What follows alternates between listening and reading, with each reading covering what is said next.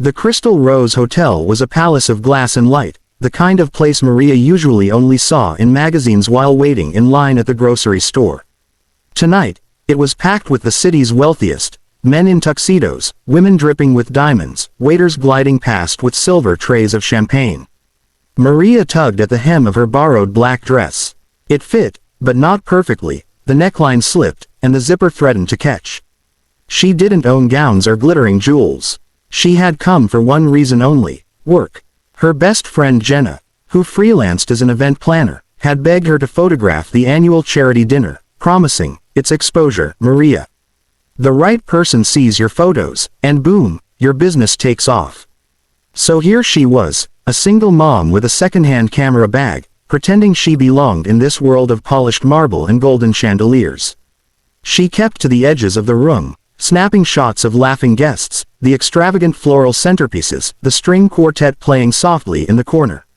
She was just getting into a rhythm when the atmosphere shifted. A ripple of attention moved through the crowd, like a tide changing direction. Heads turned, whispers began. Maria didn't have to look up to know who had entered. She could feel it, the weight of a presence that commanded the room. Still, curiosity made her lift her camera. There he was, Adrian Blackwood, the billionaire, the man whose face appeared on magazine covers whenever there was a story about power, money, or ruthless success. He was taller than she'd imagined, his broad shoulders filling his tailored suit, his expression sharp enough to cut glass. His dark hair was perfectly styled, his jaw set with the kind of authority that made even politicians around him lean in like eager students. Maria lowered her camera quickly, her pulse unsteady. Men like him lived in another universe. She reminded herself she wasn't here to gawk, just to work, take photos, and leave. But then, Mommy. The word was so soft, at first Maria thought she'd imagined it. She turned, frowning, and froze. A little boy stood a few feet away, dressed in a miniature tuxedo, clutching a well-loved stuffed lion. He had tousled brown hair, wide green eyes, and the most earnest expression Maria had ever seen. And those eyes, they locked onto hers with such certainty it made her chest tighten. "Mommy," he said again, louder this time, his small voice echoing against the marble floor. Maria blinked, startled. "Sweetheart, I..." Before she could finish, the boy broke into a run and threw his arms around her waist.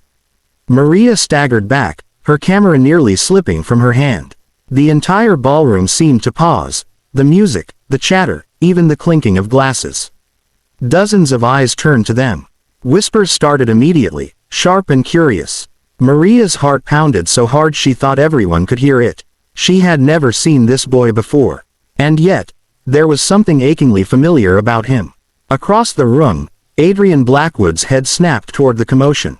His eyes narrowed, his jaw tightened, and in one swift motion, he set down his glass so hard it shattered against the marble. Maria crouched instinctively, trying to loosen the boy's small hands from her dress. Her voice shook as she whispered, "Sweetheart, you've got the wrong person. I'm not your..." But the boy lifted his head, his green eyes brimming with conviction. "No, you are. You're my mommy. I saw your picture." Maria's breath caught. "Your picture? Where?" "In Daddy's office," the boy said simply, as though it explained everything. His grip tightened, like he was afraid she'd vanish if he let go. The air in the room thickened with whispers. Faces turned toward them, some shocked, some intrigued, all hungry for scandal. Maria's palms grew damp. She wanted to melt into the marble floor, but the boy's words held her pinned in place. And then he was there. Adrian Blackwood. Up close, he was even more overwhelming than she'd imagined. Tall, commanding, his green eyes burning with a force that made her knees weak. His gaze flicked to the boy, then to her, and back again. His jaw clenched. "Ethan," Adrian said in a voice that sent chills down her spine. "What did you just call her?" The boy, Ethan, straightened, his chin wobbling but his voice steady. "I called her Mommy, because she is." A ripple of gasps swept through the ballroom. Cameras, real ones, from the press covering the event, turned their lenses toward them. The scandal was unfolding live. Maria's throat closed. She shook her head quickly, words tumbling out in panic. "No, no, you don't understand. I don't know him. I don't know this child. This is a mistake." But Adrian's hand slid into the inner pocket of his jacket. He pulled out something small, crumpled from years of being handled. He unfolded it with slow precision and held it up between them. Maria's breath left her body. It was a photograph. Of her. Not recent. Younger. Softer. Her hair loose and sunlit. Her eyes alight with the kind of happiness she hadn't felt in years. A photo from a summer she had tried to bury in memory. The summer she'd met a man who had seemed almost too perfect. A man she thought she'd lost forever when he disappeared without explanation. Her gaze snapped to Adrian. "Where did you get that?" His voice was a low growl, thick with accusation. "You left. Without a word. Without a note. Do you have any idea what that did?" Maria's lips parted in disbelief. "What I did? You vanished, Adrian. One day you were there, the next, gone. I thought you'd moved on, forgotten me. Her voice cracked. "I never knew about him."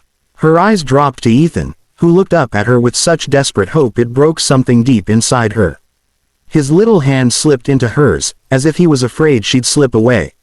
"Enough," Adrian snapped, his control fraying. "Not here. Not in front of them."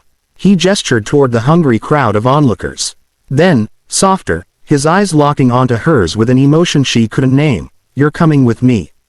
Tonight." Maria's heart pounded, her voice trembling. "And if I don't?" Adrian leaned closer, his words meant only for her. "Then you'll walk out of this ballroom and break his heart again. And I won't forgive you for that." For the first time in years, Maria felt truly trapped, between the man who had once shattered her, and the little boy who had just called her mommy. And in that moment, she realized her life was never going to be the same. The boy pressed his face into Maria's dress, clinging to her like she was the only safe place in the world. And as Adrian strode toward them, his presence electric and dangerous, Maria's stomach dropped. She had no idea what she had just walked into.